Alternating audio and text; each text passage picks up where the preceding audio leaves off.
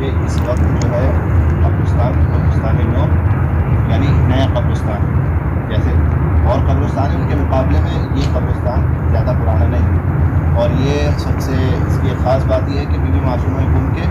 سامنے قبرستان ہے، ان کی جوار میں قبرستان ہے، لیکن یہ قبرستان ایک ان کی قبر کی وجہ سے بہت زیادہ معروف ہے کہ جن کو رسول ترک کہتے ہیں۔ رسول ترک ابھی زیادہ پرانے نہیں ہیں، تقریباً اگر میں آپ کو بتاؤں تو 1283 اور ابھی 1400 شروع ہوا ہے، تقریباً 150 سال پرانے، یہ 150 سال بھی زیادہ ہوں گے، یعنی 120 سال پرانے یہ شخص ہیں، یعنی 120 سال پرانے ان کی زندگی ہے، اس سے پرانی۔ لیکن ان کی زندگی میں ایک ایسا واقعہ ہوتا ہے امام حسین کے حوالے سے کہ ان کی زندگی بدلتا ہے۔ یہ رسول ترک جو تھے ان کا کام اچھا کام نہیں تھا، ان کا کام سڑکوں پر لوگوں کو لوٹنا، فساد کرنا، چوری کرنا، یہ غلط کام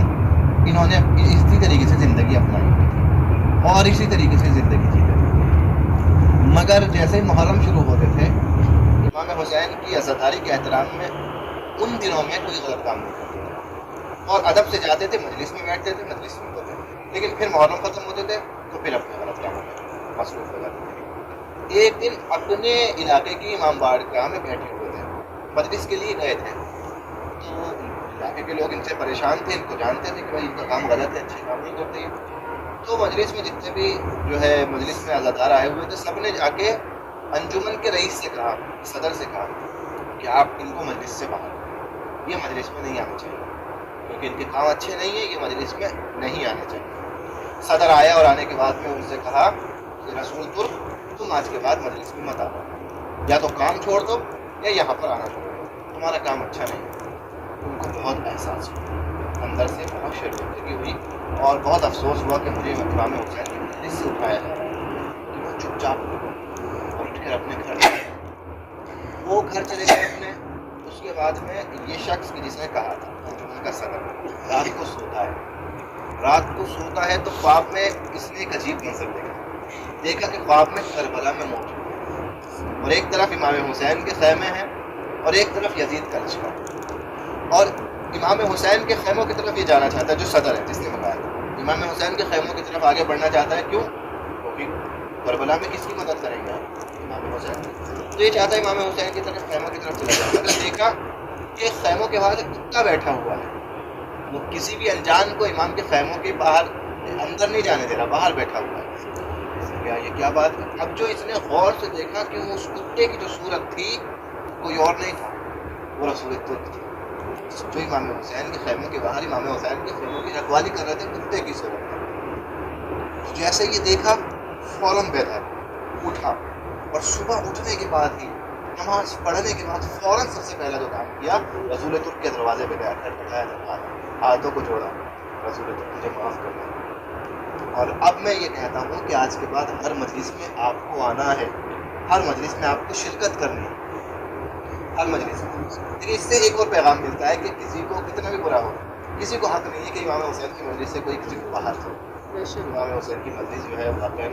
ایک معجزہ رکھتی ہے۔ تو اس نے پوچھا بھائی یہ کیا بات ہوئی، کل تو تم نے بھگا دیا تھا مجھے اور آج کہہ رہا ہو کہ تمہیں امام حسین کی مجلس میں آنا ہے، کہا بات کیا ہوئی یہ بتاؤ۔ اب اس نے اپنا خواب بتایا کہ ایسا ایسا میں نے دیکھا کہ تم امام حسین کی جو ہے خیموں کے باہر تھے اور ان کے سگ تھے، سگے امام حسین تھے، ان کی رکھوالی کر رہے تھے۔ تو رسول ترک کے بدن میں لرزہ آ گیا، آنکھوں سے آنسو ہو گئے،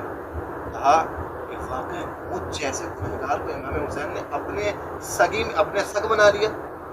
اپنا سگ قبول کر لیا، اپنے خیموں کا رکھوالا بنا دیا مجھے، یہ میری قسمت، اور میں پھر اس زندگی کو جیوں، یہ کام غلط کام کروں، فوراً توبہ کروں۔ اور کہتے ہیں کہ آج کے بعد زندگی میں کوئی غلط کام نہیں کرتا۔ اس خواب کی برکت سے ایک تو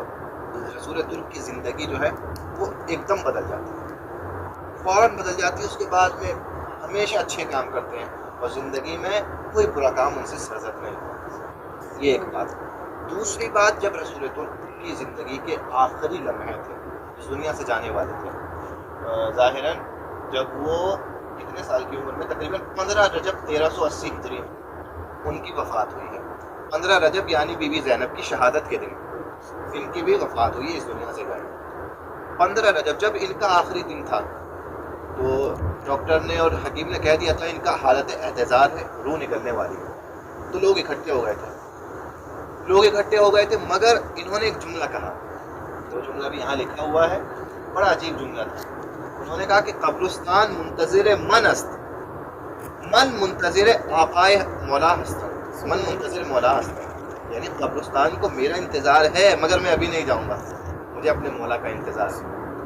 لیکن ان کی روح ہی نہیں نکل رہی تھی، کہا مجھے مولا کا انتظار ہے. اچانک سے لوگوں نے سنا کہ آخر میں ان کی زبان سے ایک جملہ نکلا، اومد اومد اومد مولا من اومد، یعنی آ گئے میرے مولا، آ گئے میرے مولا آ گئے. اور جیسے یہ جملہ نکلا ان کی زبان سے،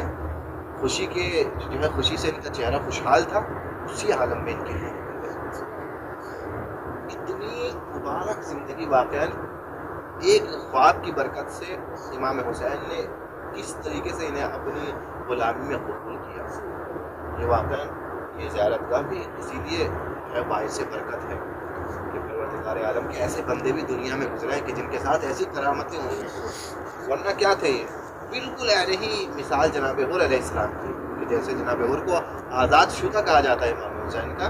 رسول ترک بھی امام حسین کی آزاد شدہ. اور واقعی انسان کو اپنی زندگی میں بھی یہ نہیں سوچنا چاہیے کہ میں اگر غلط راستے پہ جا چکا ہوں تو اب میں اسی راستے پہ رہوں گا، کچھ ہوگا نہیں میرا لیے. اگر امام حسین کو ایک مرتبہ یاد کرے اور سوچے امام حسین کے بارے میں تو امام حسین اب بھی اس کی زندگی بدل سکتا ہے.